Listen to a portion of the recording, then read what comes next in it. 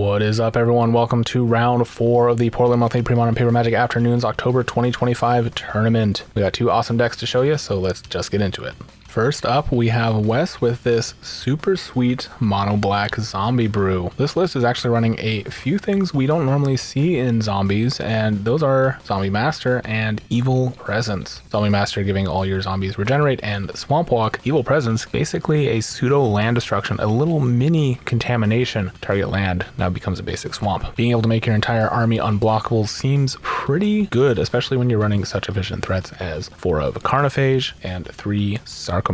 He's also running 4 Douthy Ghouls, which are already unblockable, but are a zombie, so they count. It is interesting, though, that they are the only creatures with Shadow in his deck, so they only get bigger when they see another one of them die. He's also running 2 Withered Wretch for some graveyard hate attached to a body. Having just played Moneyball Black, I can tell you this card just does a lot of work. As mentioned, he does have the 2 Zombie Masters. He also has 4 Lord of the Undeads, which are the Zombie Lord for 3, giving all other zombies +1/+1, and also lets you return target zombie card from your graveyard to your hand for 2 and tap. There's also 2 Shepherd's Rot, which can deal a ton of damage and can also get you out of a sticky situation where you might lose by just sometimes tying the game. And to round out the creature threats, although you're probably not casting it as a creature, is the 4 Gem Palm Polluters, which does what Shepherd Rot does, but for 1 player. Rounding out the deck, he's got 4 Duress, 4 Dark Ritual, 2 Unearth, 2 Phyrexian Arena for a bit of card advantage, and 3 Bad Moon for another Anthem effect. As for lands, he's running 2 Wastelands and 2 Unholy Grottos, which I really like as a one-of in the deck as kind of a late game thing because you're able to put your best zombie card in your graveyard on the top of your deck. Unfortunately, it's not like Lord of the Undead where you put it into hand, but it gives you a little bit more selection even if it's not really card advantage. And then of course, just a whole mess of swamps. In the sideboard, he's got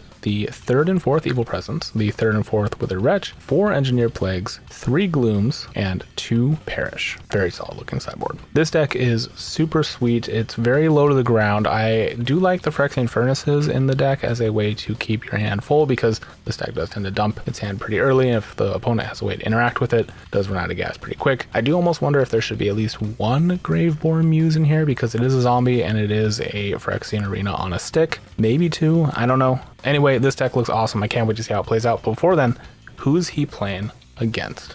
Next up is Brian on Sligh. Now, unfortunately, I don't have a deck photo for him, so I actually just watched the match. No spoilers as to what happened, but I needed to watch it so I could talk about some of the cards. And it seems like it's a pretty traditional Sligh list from what I could tell. There was a little bit of spice in the main board with Goblin Patrols, which I've been seeing more as a extra 1-drop after you've played your 4 Grim Lavamancers and your 4 Jackal Pups. It's a 2/1 with Echo. I'm sure I'm displaying it on screen right now. It's a very interesting card. Usually I think the deck plays 2, maybe 3 of them. It remains to be seen though if it's actually the next big thing in Sligh. Beyond that, the deck had Fire Blasts, Lightning Bolts, Grim Lavamancers, Ball Lightnings, that sort of thing. And I got a small peek at the sideboard and did see some Goblin Patrols, which is a sideboard piece of tech I actually do really like against the creature light matchups like Dreadnought or the creature lacking matchups like Replenish. Anyways, that's all the info I got on this deck, so let's just get into the games. And here we are in game number 1. Got Wes on the left, Brian on the right. And if you're watching this, you know that I have no idea what Brian is playing because I actually did not get his deck list. I thought I did, and it turns out I actually got the wrong Brian who submitted a deck photo. So not sure exactly what he's on, but we'll have done the deck tech after the video, and it looks like it's Sligh.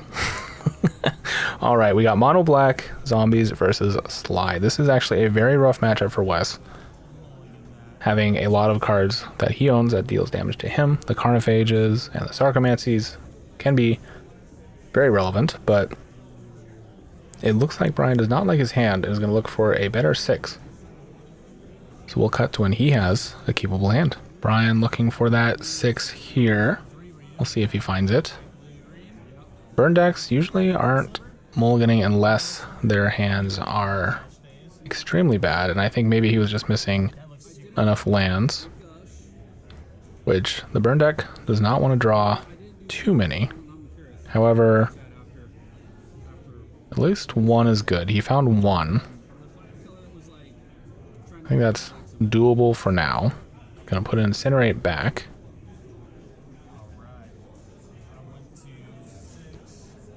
And who is leading us off? Is it Brian, it is. All right, we're playing Mountain into a Goblin Patrol, a 2-1 with Echo. I've been seeing this pop up more recently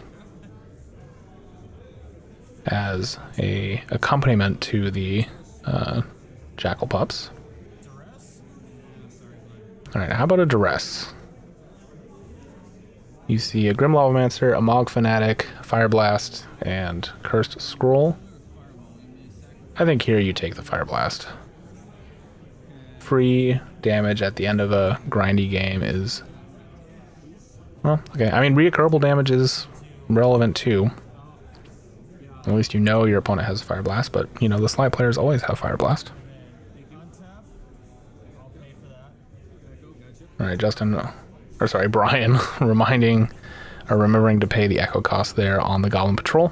Sorry, I'm taking notes here for the deck tech as well, just trying to write down relevant cards that Brian has that are maybe a little bit different than Sligh.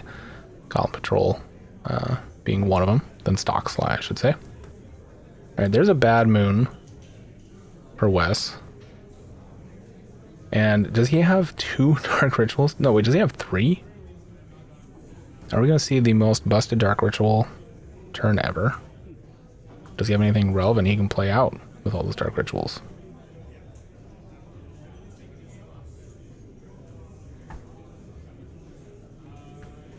Alright, well, we're going to find out. There's a Dark Ritual. My favorite Dark Ritual art, by the way. Done by Justin Hampton. There's a Bad Moon. 2 floating. Or 1 floating, sorry. Sarcomancy. Goes and gets a 2-2 zombie, which is now a 3-3 thanks to Bad Moon. A little bit harder to deal with.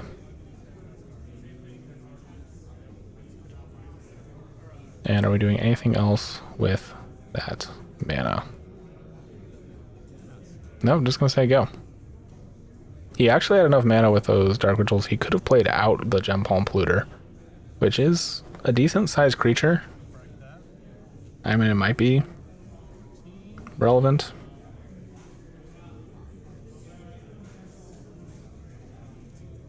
Alright, fetching for a Mountain here. Fire Blast is online. Probably not getting activated this turn, but it's online. And this 3-3 zombie, a real problem for the Goblin Patrol. But I think Brian can still get aggressive here. You can always threaten the Mog Fanatic coming down and shooting it after the fact.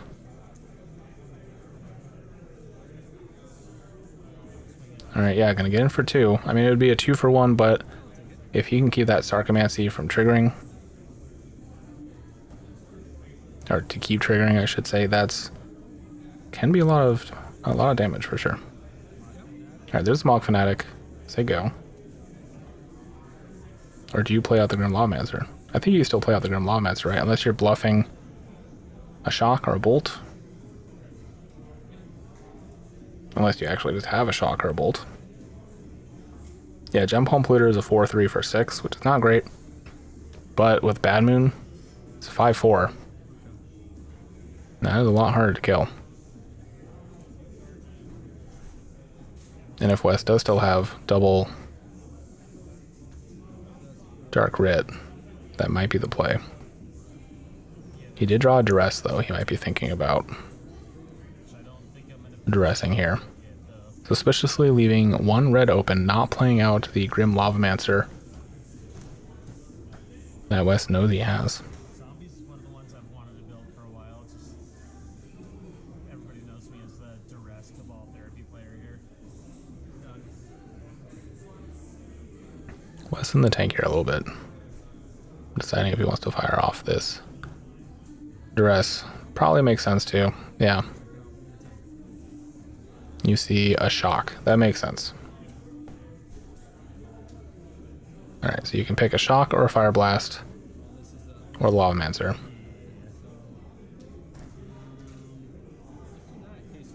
Gonna take the fire blast this time. Does mean he cannot swing in with the zombie.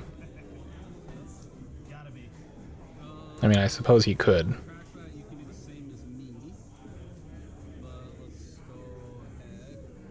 Okay, we are getting aggressive here. I mean, the deck is meant to turn sideways.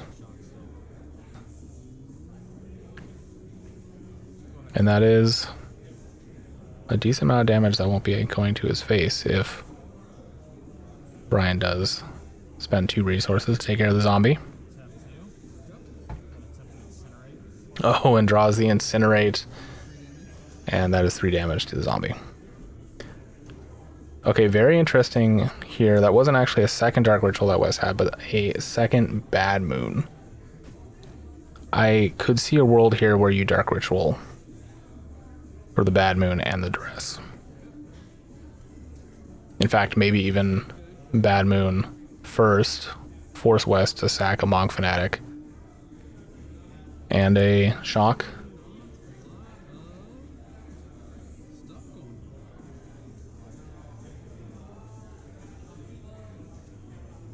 Yeah, I think you play out the Bad Moon here no matter what.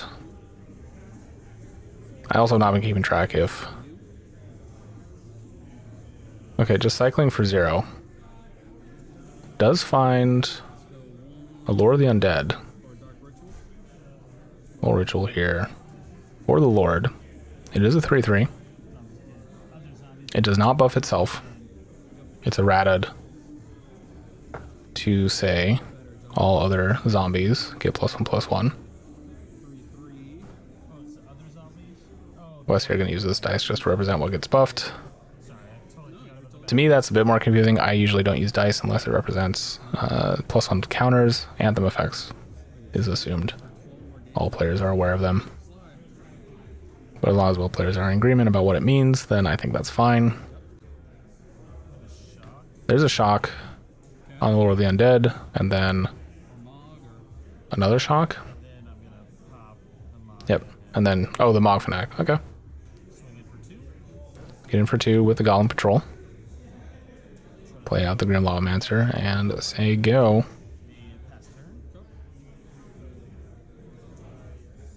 Now, Wes does need to be taking damage off this Sarcomancy. I'm remembering it this time. Okay, he did remember it this time. Pointed at the Bad Moon, but I'm sure I mentioned the Sarcomancy. And I'm sure people in the comments will call out if he's missed any triggers, but... Wes, unfortunately, a little stuck on mana here.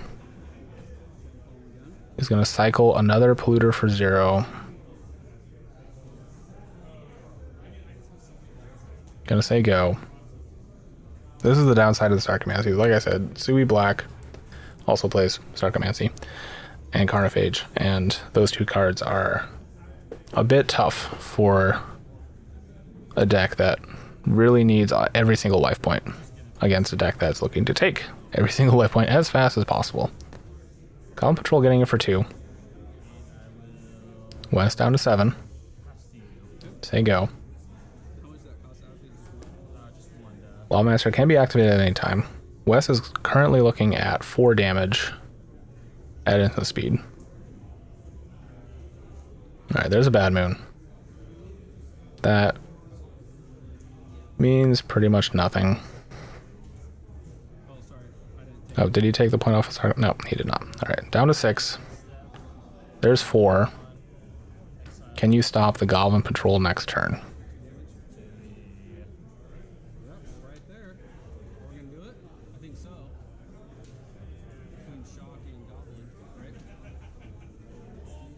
Yeah, Wes pointing out. I think you got it. Swing for 3. And there's a bolt. Yeah, no matter what you do, that's game. We're going to go to game number 2.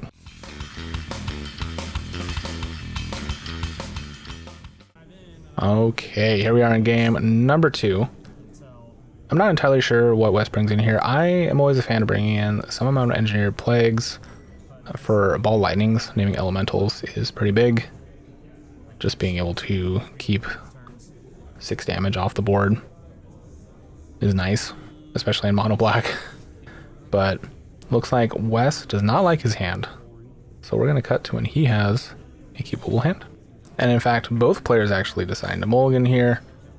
So both players looking for a keepable 6.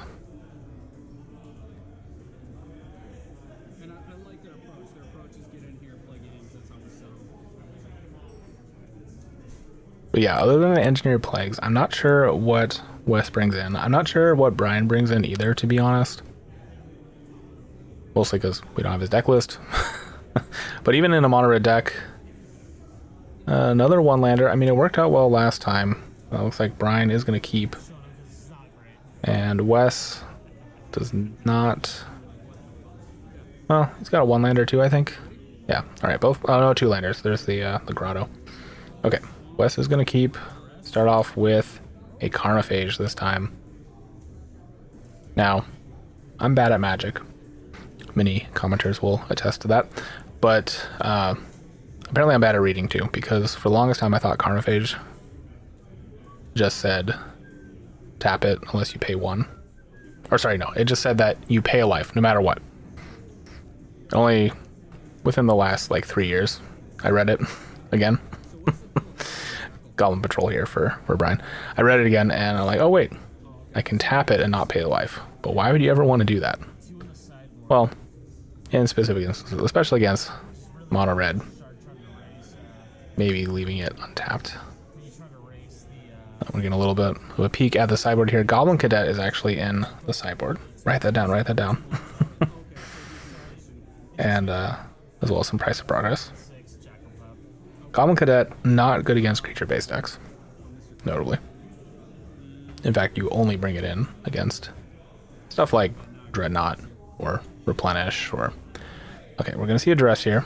Duress will have a couple of targets, but we see a Jackal Pup, a Ball Lightning, Mog Fanatic, a Lightning Bolt, and a Fire Blast. Taking the Bolt makes sense. Most everything else there can't be cast this turn.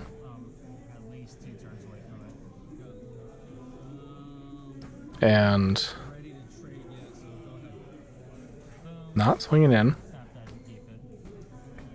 Does have to pay the echo cost there. Brian does for the Goblin Patrol. Is going to swing for 2 though.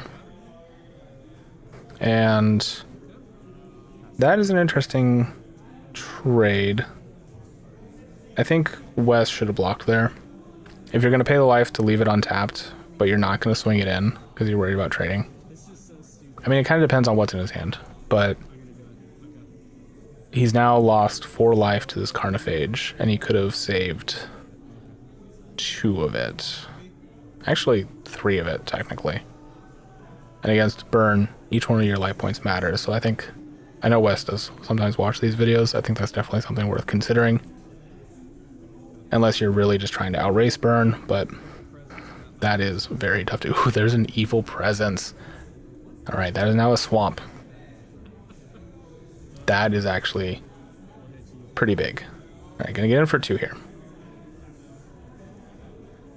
I still might have blocked the Goblin Patrol. Kind of depends on Wes's hand as well. He kept a 2-lander, has not seen another land. Brian has also not seen another land.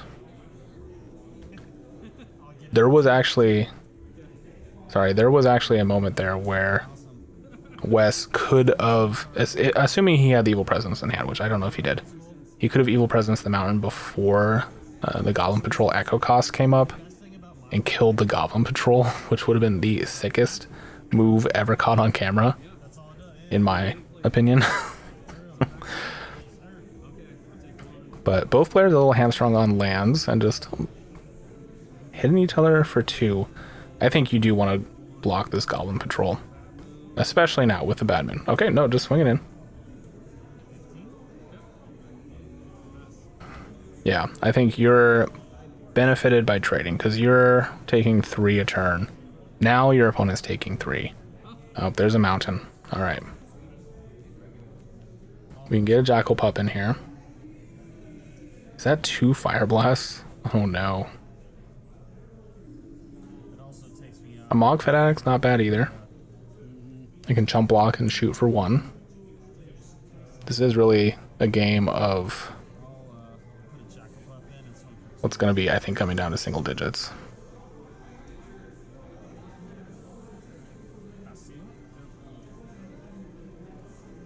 Alright, Wes taking another 1. This Carnophage has done almost as much damage to him as the Goblin Patrol. There's an Unearth. and a Lord of the Undead. Can't play either. Well, I mean, you can play on Earth, but it doesn't do anything. You can cycle on Earth. That might be what Wes is looking at. But against Burn, I would more likely want to duress. Ooh, very aggressive, getting in for 3. I mean, obviously the Jackal Pup's not going to block. 3 coming in. Down to 12.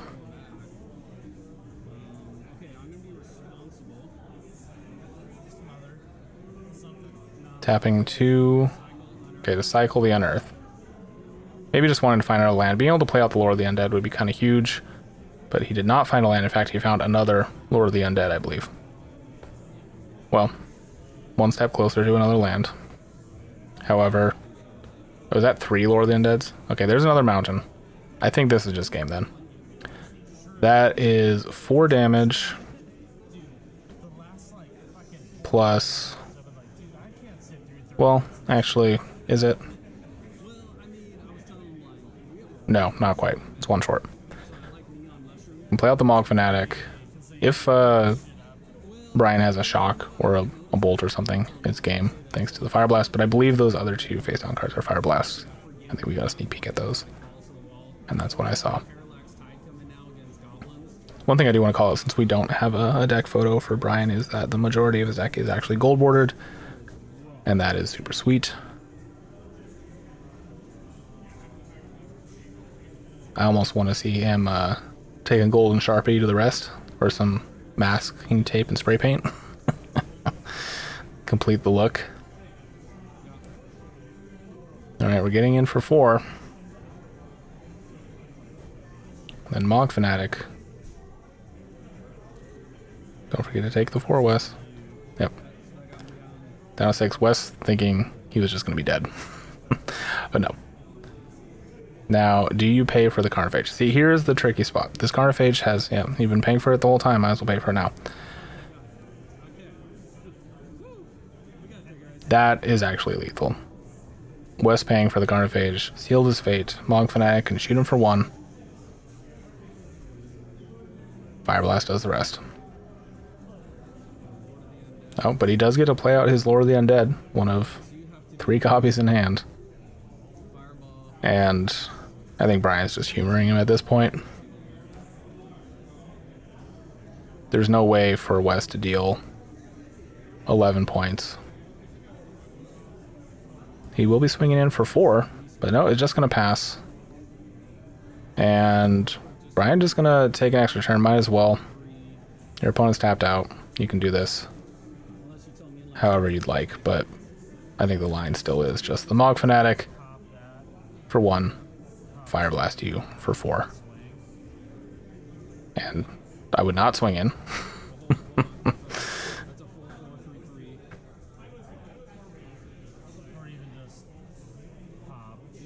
Yeah, 1 to you, and then 4 to you. Yep, that's 5. Alright, good games. Brian takes it down in 2. And yeah, that's a casebook example of why Mono Black is bad against Mono Red. Great games for both players. Thanks to all you guys for watching. If you made it this far, make sure to like the video, and if you're not subscribed yet, subscribe to the channel. Those 2 things are free, and they are the best way to support what I'm doing. If you enjoyed this, it's also the best way to find your way back here. If you've been subscribed for a while, consider joining the Patreon. You may notice all the wonderful names displayed on screen. Those are my current patrons. They're all amazing, and I could not do these videos without you guys. Thank you. Money from the Patreon goes towards gear upgrades, travel expenses to go to other tournaments, and just helping me make more videos. Thank you all for watching, and I'll catch you next time.